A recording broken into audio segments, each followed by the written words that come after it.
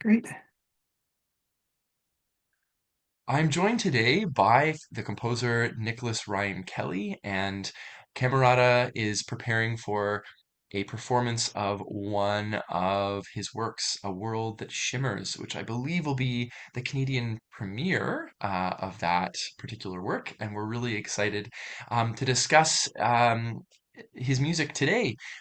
Nick, welcome. It's really great to see you again. You're on the West Coast, and here I am, of course, in Halifax. For any of our listeners who might not already be familiar with your music and your work, I would just invite you to give us a little bit of an introduction to yourself, and maybe tell us if you've got any projects on the go right now. Yeah, thanks, Joel. I'm really excited that you're going to be giving the Canadian premiere of this piece. Yeah, I guess these last 8 or 10 years, I've mostly been writing choir music, and yeah, that's been great. That's been the only capacity in which I've really been a professional composer, and it's so nice to have finally found a community that appreciates music that's both new and melodic. But I think, as is maybe typical of composers around my age, I wanted to write film scores initially. And I went to university to study music, with that goal in mind. I had been a little kid in the 1990s when big orchestral John Williams scores were all the rage, and I would come home and try to figure out just the tune on the piano, and it seems like the whole movie, that whole adventure was kind of contained in just that one melody, and I thought that was really cool. But obviously, I've changed a lot since then, and so has the film music industry. And I think choir music actually ended up being a good place for I guess that same love of drama and storytelling. I'm still sort of bringing something outside the music to life. In film music, it's obviously the movie, and choral music, it's the text. And Mm. I'm really just fascinated by the way those two play off each other. So yeah, I guess lately I've just been writing a lot of sort of cinematically influenced choral music, you could say. Right now I'm actually working on a solo art song for NATS, the National Association of Teachers of Singing, I think, in the US, Mm. Yep. for one of their composer showcases.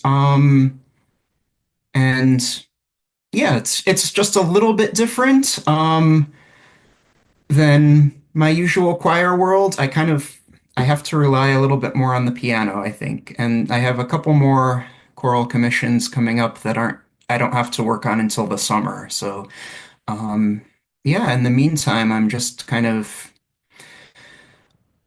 taking this time to just rediscover, the joy of making music for its own sake, which in a way, I think a lot of quote unquote professional composers kind of have both the luxury and the disadvantage of forgetting because we're, getting lots of commissions. So we always have to write it to a certain specification. And Mm.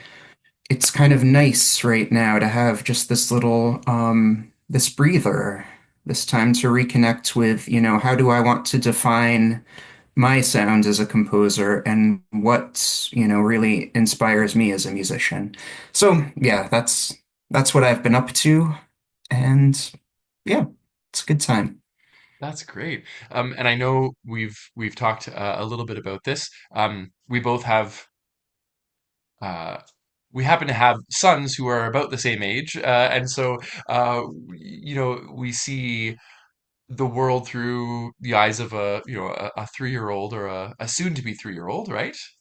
Mhm. Yeah, and so that gives a certain sort of dimension to maybe this time of this season of your professional life, but also it's a very particular kind of experience, and we don't we don't separate ourselves from one sort of role from another necessarily in that case. I wonder if you can share a little bit about your compositional process in general. And you talked about, with an art song, relying a little bit more on the piano. Now, believe, were you a brass player once upon a time? Yeah, I was a trombonist in undergrad, and I was, when I started music, I was much more of a bands person than a choir person. Do you think that that is one of the things that contributed to sort of your leaning towards film score music? I don't know, to be honest. And when I was when I was studying composition, I did work with a bunch of film students um, on their film projects, writing scores for them. And I had, I think, at least two scores thrown out by different directors because they were too melodic. So my brain has always just worked in terms of these long melodies that are kind of, the focus. That's what they're the main, I guess, building block around which everything else falls into place. And I guess maybe that makes sense as a trombonist. We can obviously only play one sustained melody, and I've always thought of it as a very kind of vocal instrument. You kind of have to hear every note in your head as you're playing it. I mean, at a high level, that's the case with any instrument, but even, as you're learning trombone, it's not like the piano where you can just press a key and the note comes out. Um, but I don't know yeah, I don't know if that really had any influence on my interest in film music. My gut wants to say no, but trombone and, hearing film music were two of the many factors in my life that, made me want to become a composer way back when. Hmm. Yeah, cool. My oldest brother is a really phenomenal trombone player, and so I listened to a lot of trombone music growing up because there was a regular soundtrack of trombone pieces that he was working on, and Boy. I guess I think about and actually just in a as a sidebar, I have a sister who, as I was growing up, was really immersed in maybe some of the same film scores that you were really drawn to. There was a lot of Hans Zimmer and John Williams, and so in my sort of in the soundscape of my younger years, I would say those two things kind of mush together. But I also am often drawn to dramatic moments in scores, and very often the brass section can have a certain feature. In this case, for a world that shimmers, um, I want to pick up on what you talk about, sort of that being drawn to sort of melodies, because what I hear in this score, especially, is a really effective use of different kind of musical motifs that are employed in the piano part, and there's a specific sort of shimmering sound, sort of that five, the five note figure, which is really quite easy to detect. But also the cello in this score, of course, serves a really essential component sort of in the texture.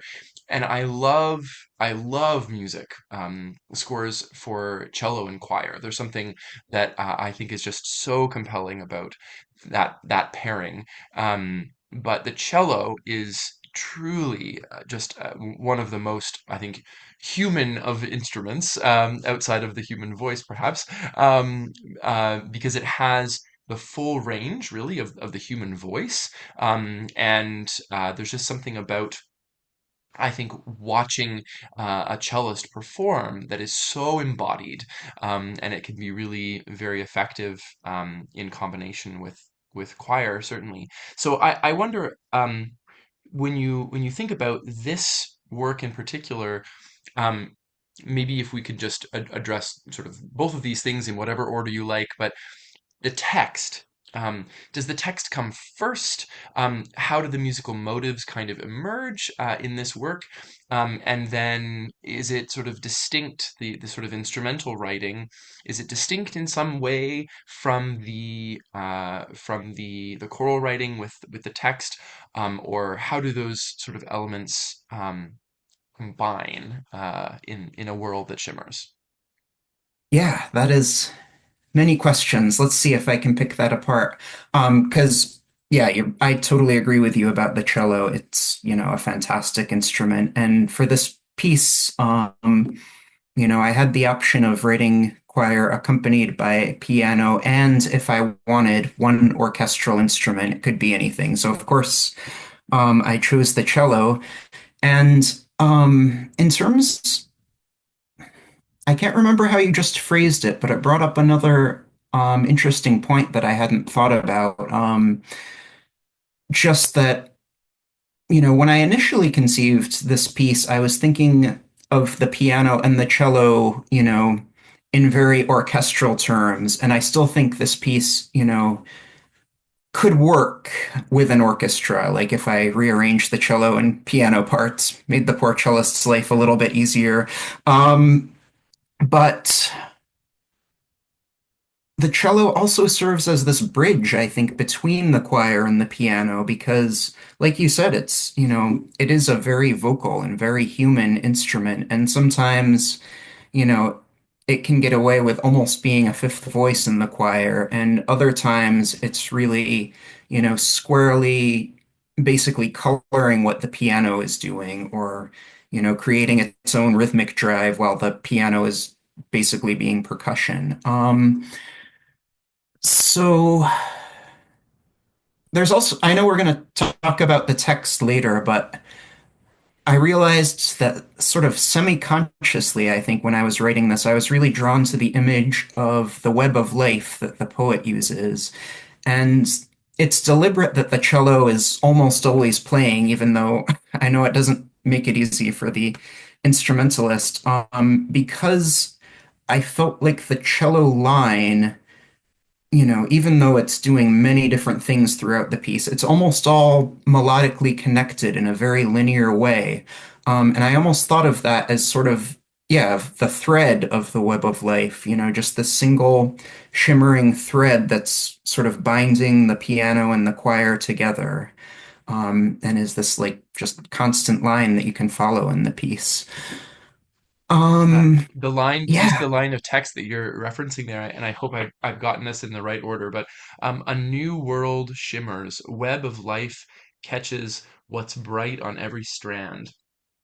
Um, yeah, and there's all sorts of beautiful images from the natural world. Janet Ruth was an ornithologist, a researcher, as well as a poet. And so, not surprisingly, there's this idea of sort of the way that the symphony of the, of music of the spheres almost, but it's like the symphony of life itself. And she uses images of, scales, both in terms of, the scales of a four-legged, creature, but also there are these musical resonances as well. And it's really a celebration of sort of our role as instruments who play Earth's ode to light. So anyway, that's just touching a little bit on some of the specifics there. Please continue. Yeah, I mean, that's a great segue, I think, into your question about the process, like if I start with text, that kind of thing, right? Because yes, when I'm writing vocal music, I always do, even if I write my own text, which is something I've been doing a little bit more of lately. It still has to be like passable before I start writing the music. And one thing that I try to do, and that I definitely did in this piece was, when I'm memorizing the text, when I'm really figuring out what it's about, I try to think about sort of the emotional extremes of the poem, what line is sort of the high point, what line is the low point, and maybe just even moreover, what line really kind of is the crux of the poem, just like the most emotionally salient point. And then I try to come up with a melody for that point first. So in this piece, it was actually that line you just quoted. It's about halfway through the poem, and maybe ends up being about like a little more than a third of the way through the music. Yeah, we have all these long sentences and very intense imagery, and then all of a sudden, a new world shimmers. Just that one short sentence. So. Um, it's kind of this cleansing moment in the rhetoric of the poem. And um, the one of the cool things that happens when you're setting a poem in choral music is that you can stretch out these moments in time. So it would be weird if the poet just paused there for 30 seconds while they were reading it, but here, I really wanted that moment to stretch out in time, for time almost to stand still. So it's like all the chaos of the well, not chaos, but just complexity of the first section really falls away. We're left with just this cello tremolo that goes on basically forever in the background, and a new world shimmers. And really just those five notes. Five, a new world. Yes, five notes. Became sort of the basis for the whole piece that at least the vocal parts, it's sort Hmm. of it's basically, that almost dies irae thing that you hear at the beginning, but it's obviously, it's suggesting a different key. The emphasis is different.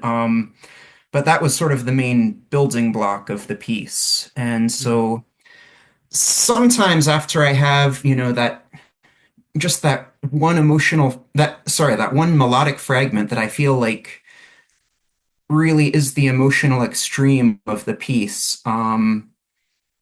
Sometimes, if I'm really lucky, an entire sort of melody will occur to me over a few days. More often, I'll just have to take it to the piano and figure out, okay, so I like these five notes. How can I make them convey a completely different mood? Or, how can I make them reflect this other section of the text that has a different mood? And, I just come up with a bunch of different improvisations and settle on a few that I like, and then try to write from beginning to ends, just because I find there is a little bit more of a sense of causality that way, almost this domino effect. Hmm. But in this piece, I actually, I wrote that section, A New World Shimmers, maybe 10 bars or whatever first. And then I wrote the transition into it last because it was, even though I knew I wanted everything else that I had written to kind of fall away there, it took a long time to come up with the exact, what I felt like was the right contrast, Hmm. so that really, that we felt ready for that moment. Yeah. Oh, cool. Yeah, that I'm glad that you brought that forward in this discussion because I'll certainly consider how I introduce this to the singers. They haven't started working on it yet. So this is a great opportunity for me to have this sort of insight into your process. Um, Now this piece is a result of you having won a prestigious prize, a Stephen Paulus Prize for emerging American composers. You are American born, from upstate New York. Is that Yeah, correct? that's Yeah. correct. But you've been in Canada now for many years, out in British Columbia, having studied at UBC and then settled in the Okanagan. Um, and I noticed that the author, Janet Ruth from New Mexico, uh, maybe had a connection with this um, the the commissioning group, the True Concord Voices. Is that true, or how did you come to find this poetry?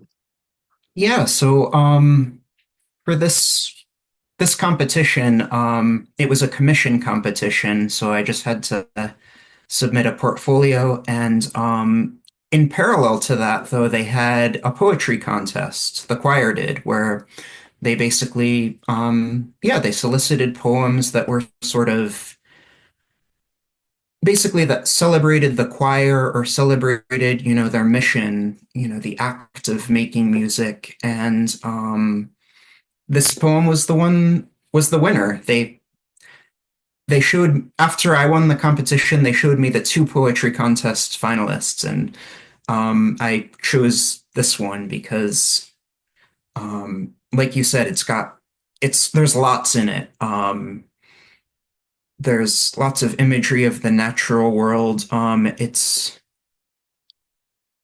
because I think because she is an ornithologist, it's very ecologically aware, kind of, even though that isn't the focus. Like you said, this web of life, this, symphony of all different living things. Um, and yeah, this ended up, even though I only, I was given a choice of two poems to set basically, and it had to be one of those. This one worked out really well, and I'm so glad that, that Janet was chosen as one of the finalists because, I mean, this poem in particular, it really gave me a chance to indulge my inner John Williams, right? Because there's a lot in it. Like, the imagery is very lush. There are lots of contrasts. So I just got to write some music that was, sweeping and dramatic and sometimes maybe deliberately almost over the top. And I think a lot of choirs and choral composers tend to shy away from that. And I'm always a little bit shy about writing choral music where the choir just, really has to go for it. But this text and this choir, gave me an excuse to do that. And it was just a lot of fun to write. Well, I'm so glad that you take the music there. I'm so glad that you take the choir to those places. I don't think it's over the top. I think it's beautifully and effectively um, uh, dramatic. And a lot of our singers are familiar with Wind Rising in the Alley, which is another beautiful work that you've written. I would say that there are maybe some similarities in terms of the just like the there are some impassioned moments, I think, in both of these pieces, and I think your writing for the piano is really quite effective in both of these cases. And I think both of those works, I can imagine them being orchestrated more fully as well. But in terms of the pacing of the sections, you say you sort of, other than the transition, which you went back to sort of connect to the middle part, which is where you began. Um, can you talk at all about the pacing of these different sections when you say that you were really looking for the emotional kind of connective tissue and what are the sort of most important kind of moments? So how how do you feel? Take us through a little bit, if you could, sort of the sections of this piece. Sure. I don't have it in front of me, but yeah, I talked, or before I mentioned, how, an advantage to setting a poem to music is that you can, stretch certain moments out in time if you find a certain line poignant. You can also compress them, right, to create a sense of urgency. And that's what happens at the beginning of this piece. Because the poem, it starts from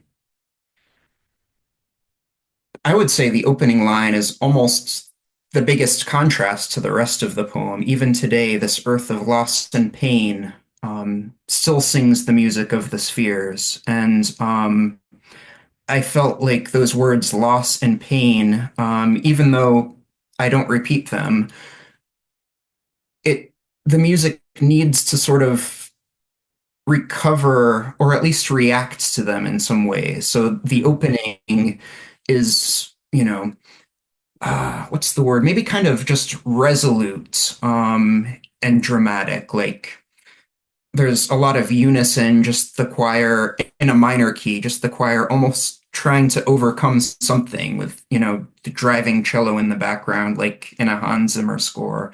There is this sense of striving, and um, basically, I sort of let that unfold for the first four lines of the poem because, you know, those are the lines where the people, I guess, and animals like start to come together and make this music, which might be metaphorical, but um, it's like the crowds are sort of assembling, I guess. Um, and then I guess when they're finally together, it's like four lines in, sort of halfway through the first section, we get the words a symphony. And then, I sort of wanted to continue this rhythmically active, just cinematic idea of the first section. But, it's now in a much warmer key with different harmonies. And I wanted there to be sort of a sense that, that striving is still there, but it's almost starting to thaw in a way. Um, I guess I thought of the first section as I can't remember how long it is. I think a little bit over 2 minutes, but a lot happens in it as kind of an arch from loss and pain into more positive territory, but then we end with this idea of the abyss. And so we have low rumbling in the piano and cello, but it's the abyss that we're building a bridge over in the text. So, I think it's the piano's very lowest note, that A, it's just held on forever and it fades while the cello is playing the same A up like 5 octaves or something. And then, of course, that's the dominant of a new Lydian mode where we get a new world shimmers. And then the rest of the piece is kind of almost rebuilding the first section's momentum in maybe a more friendly light. Mm, Sort of coming from that standstill and gradually snowballing into this just hopefully very joyful, but still emphatic, still resolute, yeah, climax, I guess. And that is the entire second half of the piece, basically that building from this moment that I really liked in the text, where the new world is finally glimpsed. We start moving towards it, I guess. yeah. Yeah. And the final phrase, the notes, rhythms, melodies that fling the darkness from our lives, the more we sing. So it's bold and it's like declamatory and it's really like it's aspirational. I think what I'll find really interesting to sort of to do always after a performance is to connect with the audience and see ways in which if there's an intended kind of narrative of a program, how that connects and where along the way they find sort of that journey kind of make make sense. And we are calling this program in May with the Halifax Camerata Singers Exhale. We had a program in November which opened our season called Inhale, and that was meant to be music that sort of took your breath away or made you hold your breath. You were sort of waiting in some cases, sort of on the precipice of something. We featured a work by Tawny Olson about the moon landing in 1969, and there were other works about sort of these bold, sort of brave things that that characters were doing. Some of them based on true stories, and some of them fictional. And then this program in May is meant to sort of serve as sort of being in balance with that Inhale program. We do feature a work again about an aviator, a work by Cecilia McDowell called Night Flight, which is about an American aviator, Harriet Quimby. But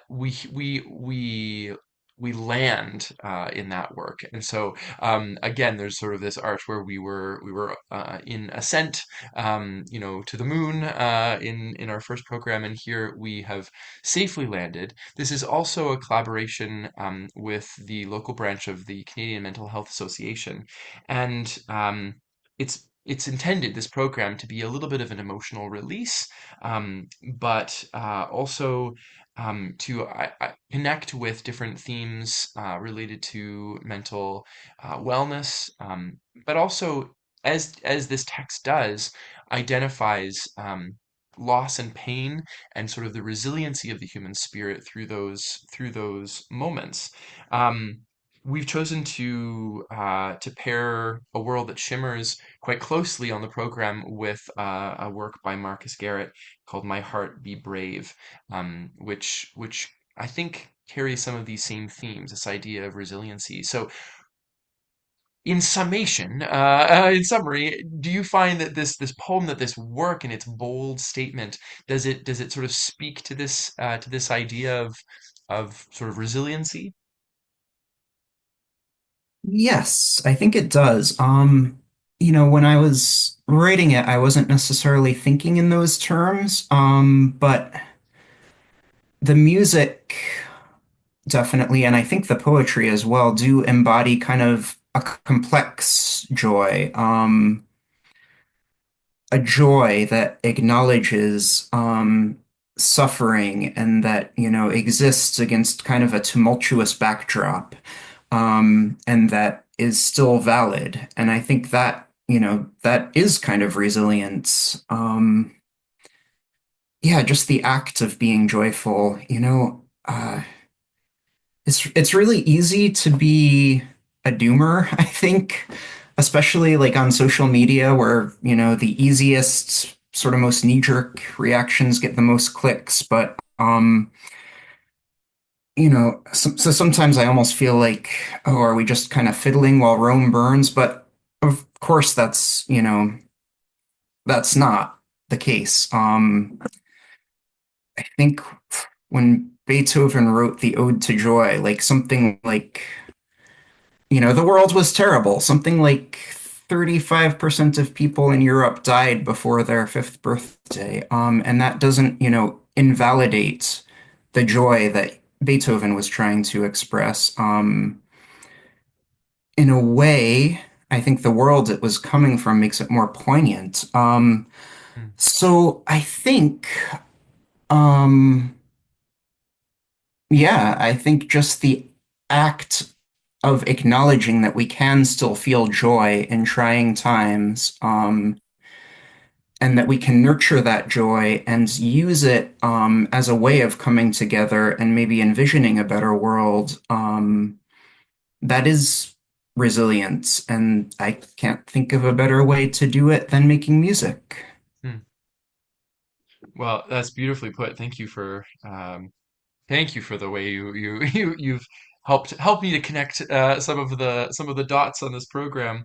The Halifax Camerata Singers will be performing on May 24th. Our program is called Exhale. It features this work, A World That Shimmers, by Nicholas Ryan Kelly, and we're joined by cellist Hilary Brown and by movement artist Meredith Kalaman. Um, Nick, with A World That Shimmers, I wonder, is there anything in particular that you hope audiences come away with after hearing this piece? Yeah, I think it maybe comes back to that idea of, you know, a joy that isn't simplistic and that, acknowledges everything, the good and the bad, and that still is valid. Maybe just the idea that joy is worthwhile and that making music is worthwhile. I mean, I guess they wouldn't go to your concert if they didn't think the latter was true, but it's still, I still hope this piece will be a good affirmation of that, especially in the context of a larger program about mental health. I think it sounds like a great concert, and I wish I could be there. Well, we're so pleased to be working on your music and thank you so much for taking the time to speak with me today. It's great to have been able to sit down and chat with you a few years back when I lived on the West Coast, and to have continued this relationship. It means so much, and we're excited to present this music. So, Nick, we hope you make you we do you proud, and we hope you enjoy all the projects you have going on right now in this season where you're kind of where you're taking it all in. But we look forward to hearing what's next from you as a composer as well. So thanks so much for being with me today. Thank you, Joel.